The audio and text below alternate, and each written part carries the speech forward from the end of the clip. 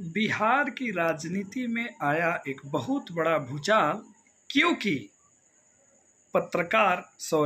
पलटकार मनीष कश्यप ने ज्वाइन किया बीजेपी सरकार।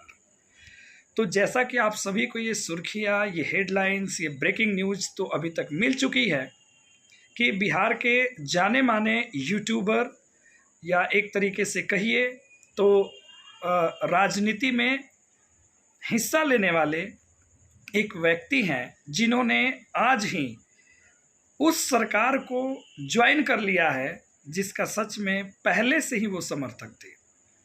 अब सारा कन्फ्यूजन का जड़ यहाँ शुरू होता है कि आखिर जब वो बीजेपी के समर्थक थे, जैसा कि उन्होंने प्रेस कॉन्फ्रेंस में कहा कि हम तो शुरू से ही बीजेपी के समर्थक थे और शुरू से ही सबको पता है, जैसे कि आरएसएस के वो सदस्य रह चुके हैं, मोदी जी के बहुत बड़े भक्त हैं, अपने भाषणों में कहा भी करते थे कि हम मोदी जी के बहुत बड़े भक्त हैं। तो आखिर इस पश्चिमी चंपारण लोकसभा में सांसद जायसवाल जी के विरुद्ध इनको निर्दलीय लड़ने की आखिर क्या जरूरत आ गई थी? ये प्रश्न तो सभी के मन में चलेगा, क्योंकि अगर आप बीजेपी के समर्थक थे और हैं तो आप तो संजय जायसवाल जी के साथ में मिलकर के बीजेपी का प्रचार करते, प्रसार करते और उनको जिताने का कोशिश करते। लेकिन बहुत सारे मुद्दा आपने शुरू किया, जैसे सड़क का मुद्दा, रोजगार का मुद्दा, रक्सौल स्थित एयरपोर्ट का मुद्दा, जहां हर मुद्दे पे आपने कहीं ना कहीं सांसद जी को घेरने का पूरा प्रयत्न किया। और अंततः बहुत सारे लोग, बहुत सारे ऐसे यूट्यूबर्स आपके पक्ष में आ चुके थे, या यूँ कहिए तो आप उनको अपने साथ में ले लिए थे जो आपके घोर विरोधी थे। बहुत सारे लोग जो कहीं ना कहीं यहाँ की जो सरकार है बीजेपी की, हम पश्चिमी चंपारण में उसके विरोध में लोग हैं, वो सब लोग आपके पक्ष में जा चुके थे और सब लोग कहते थे कि सांसद को बदलना है क्योंकि अपने क्षेत्र को बदलना है। और आप जो है उसी पाले में पहुंच गए जिस पाले का आप भी विरोध करते थे। खैर, सत्ता की भूख और राजनीति में बड़ी पार्टियों का साथ, ऐसे बहुत सारे लोगों ने पलटी मारा है, ये कोई उनमें से एक नहीं है। और जाहिर सी बात है कि इन्होंने अपनी माता श्री का हवाला दिया है कि माँ ने कहा तो हमने जाकर के ऐसा करा। और कुछ लोग तो ये कह रहे हैं कि इनको किसी ने भड़का दिया था कि आप जो है निर्दलीय चुनाव लड़िए।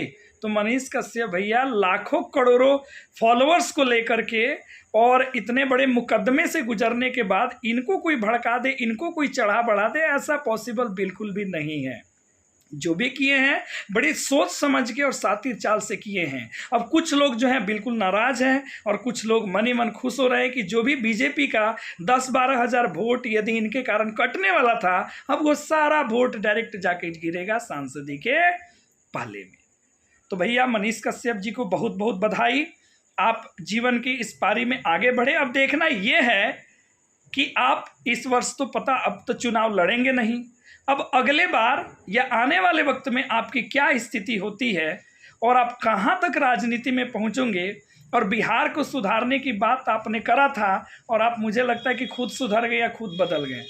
तो देखते हैं और देखा जाएगा सब लोग मिल करके कि आने वाले समय में ये कहां से कहां तक पहुंचते हैं। और ये जो कह रहे हैं कि बिहार में भ्रष्टाचार के खिलाफ हम लड़ाई लड़ेंगे, तो वो तो पहला बॉल पे इनका विकेट गिर गया, क्योंकि जिस क्षेत्र में भ्रष्टाचार की बात कर रहे थे अब उसी क्षेत्र के साथ ये मिलकर के बीजेपी पर प्रसार करेंगे। तो आप सभी कमेंट बॉक्स में जरूर बताएं अपने अपने विचार इन महाशय जी के बारे में।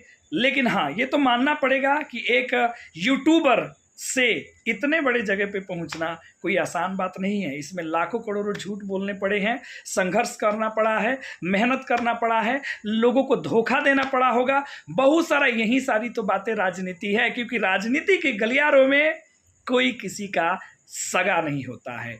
जब भी मौका मिलता है लोग सत्ता के भूखे होते हैं तो पक्का पलटी मारते हैं, कुर्सी के भूखे होते हैं वो पक्का पलटी मारते हैं। उनके लिए लोगों की भावनाएं, उनके लिए लोगों के विचार से उनको कोई परवाह नहीं पड़ता है। तो धन्यवाद। अगर इस वीडियो से किसी भाई साहब को ठेस लगा होगा तो मुझे फर्क नहीं पड़ता, क्योंकि हम लोग सर पढ़े लिखे स्वतंत्र नागरिक और युवक हैं जो अपने विचार को इसी तरीके से रखेंगे। ठीक है, तो आप लोग ज़रूर वीडियो को शेयर करें और कमेंट करके बताएं कि कैसी लगी ये सारी बातें।